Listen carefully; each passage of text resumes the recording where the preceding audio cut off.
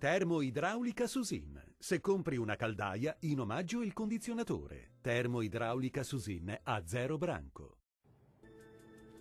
Ben ritrovati al meteo di Antenna 3. Bel tempo sulle nostre regioni, sarà una giornata all'insegna di un ampio soleggiamento pressoché ovunque. Vediamo il dettaglio del 30 dicembre. Sul Veneto alta pressione a garanzia di un tempo asciutto e anche ampiamente soleggiato ovunque. Il cielo infatti si presenterà poco o parzialmente nuvoloso su tutti i settori della nostra regione. Le temperature massime saranno comprese tra 3 e 6 gradi, valori minimi tra -5 e 0 gradi circa. Che tempo farà sul Friuli Venezia Giulia?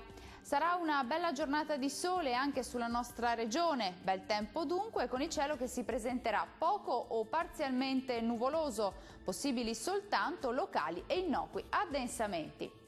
Diamo ora uno sguardo alle temperature, le massime saranno comprese tra 4 e 7 gradi, valori minimi tra -3 e 0 gradi. Concludiamo infine con uno sguardo alla situazione del Trentino Alto Adige. Ampio soleggiamento al mattino con cielo poco nuvoloso. Col passare delle ore saranno possibili locali nevicate sui confini alpini a 1300 metri circa.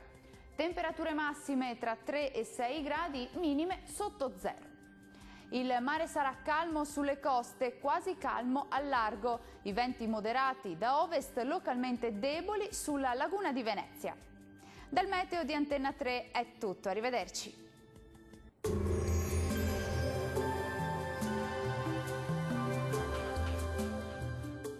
Termoidraulica Susin. Se compri una caldaia, in omaggio il condizionatore. Termoidraulica Susin a 0 branco.